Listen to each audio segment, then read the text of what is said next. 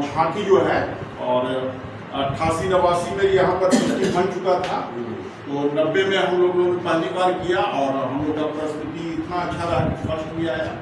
तो सर के साथ सिलसिला बनते चला गया और ऐसा सिलसिला बना कि जो अंतिम क्षण तक उनके साथ में रहा। मुझे याद है कि अंतिम समय जब वो पेट पर पड़े हुए थे, उन्होंने फोन किया दिल्ली से कि अंकल जो मेरा मन बड़ा घबरा रहा, तो जाइए डेरा पर और देखिए कि बाबा का क्या हाल है।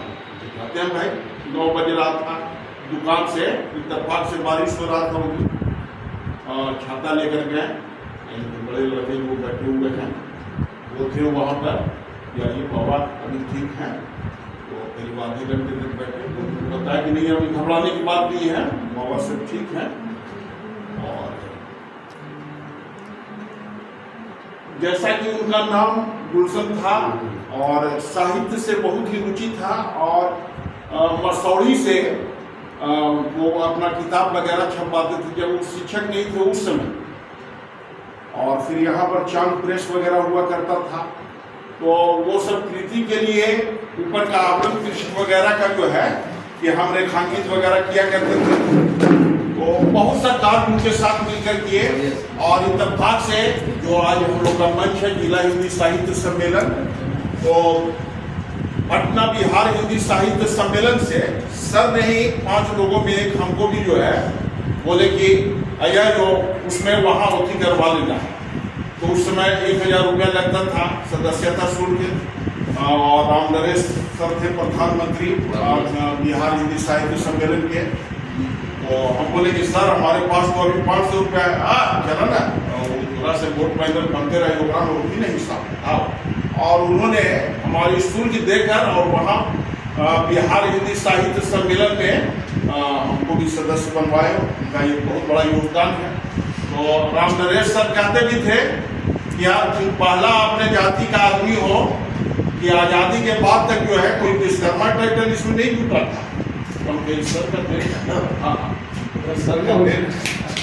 तो उसके बाद साहित्यिक गतिविधि में उनके साथ एक लंबा सफर जारी रहा, और जो भी साहित्य के लिए है तो उन्हीं का देन है। और हमारे साथ तो ऐसा समा बंधा कि बहुत से लोग अनजाने में हम लोग को पिता पुत्र ही समझते थे।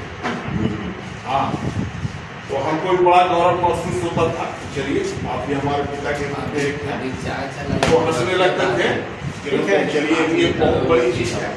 तो आज वो हमारे बीच नहीं है, लेकिन हमारे दुकान में बहुत सब वक्त उन्होंने बिताया, मतलब अंतिम क्षण तक।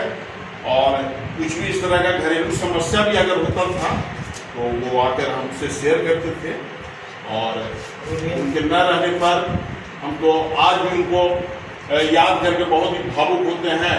लगता है कि हमारे बीच के गार्जियन चले गए हैं, और उनके बच्चे लोग जो हैं या गुरु वगैरह अक्सर जो है चर्चा करता है, तो हम बोलते हैं कि नहीं भाई उनके नाम को, उनकी कृति को आगे बढ़ाना चाहिए।